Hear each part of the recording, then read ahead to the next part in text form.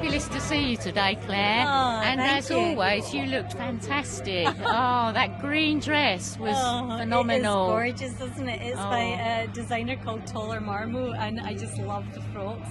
You know, I mean, that's part of it, isn't it, really, for all of us, being able to get really dolled up and just come and just sparkle. Exactly, and you do that in spades, I must say. And you've got so many hits from back in the day, you know, Happy Birthday and I Could Be Happy and all those ones. What's it like, sort of all those years on, to still be performing to such a crowd that's as receptive as at Rewinds? It's kind of baffling and gorgeous, and you know, I was talking earlier because obviously there was a very big gap when I started singing these songs again, and I think it was in 2004 I got asked to do an arena tour with the Human League and Kim Wilde, and I said, I'm not sure, because like I'm 42, I'm thinking that might be a bit sad, right? Oh, no. 20 years on, it doesn't feel You're sad. still rocking it and looking fabulous as well. Thank you. I mean, the revival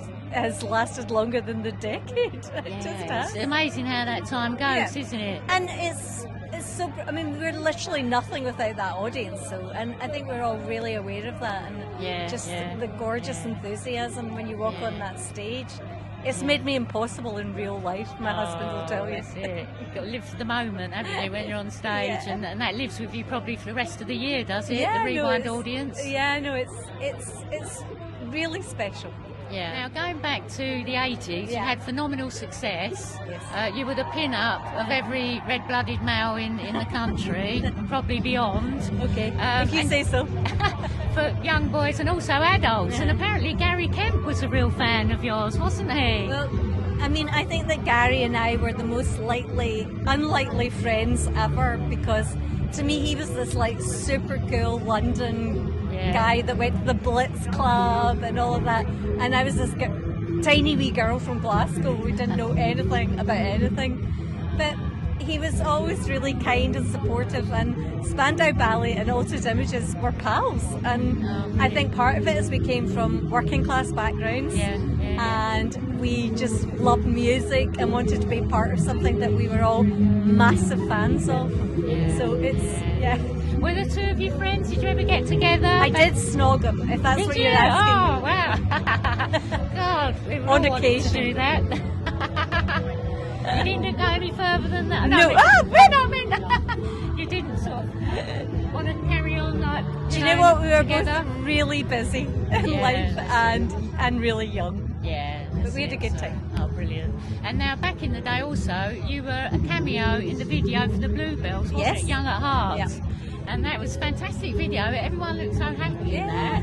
And the lady from Rent-A-Ghost was in that as well. Molly. What are your memories of that? How did it come about? Oh, I had such a good day. I mean, the Bluebells were my pals. My flatmate Elizanne went out with Ken McCluskey, who was one of the lead singers. So it was like family. We all have had the world's biggest carry-on together forever. And it continues because Bobby Bluebell helped co-write my new album, Mascara Streams. So, yeah, we're pretty solid as well. So you stayed friends all those years and work colleagues as well? Yeah, that's amazing. Actually, they played London not that long ago and I went along. It was just the best night. It was so much fun. Oh, I bet it was. And also, going back, Gregory's Girl in 1981, I remember going to a friend's house and we all watched it on a Betamax video. And we all thought, what a great film. And what was that like, to be part of such a brilliant film? You know, I mean, for me, everything happened to me. Honestly, the summer I left school, I got signed to a major record label and I made Gregory's Girl, and I didn't question it. I just was like, well, this is great. I'd love to be a pop star and a film star. This is all very convenient. What did it feel like for a teenager? It was, I think I didn't overanalyze it, and of course I was surrounded by people that just kept me very, very grounded.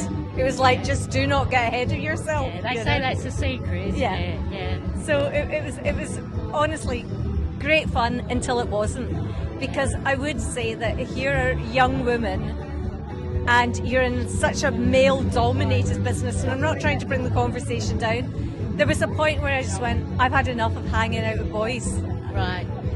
So with my own band now, I've got girls in the band, and part of that is just the companionship. Just wanting people to be around you that'll share makeup brushes with you. Well, this is it. That's what we all need, isn't it? Yeah. Bit of girl connection. Yeah. Now, also back in the day, how you got started, you were a fan of Siouxsie and the Banshees, talking about other women that making it big, and that's how you got seen, isn't it? Your band at school. You wrote to the manager of the band. Yeah, didn't you? we wrote to their fan club manager, Billy Chainsaw, and said, we see that Siouxsie's coming to Scotland on tour and we'd really like to support her.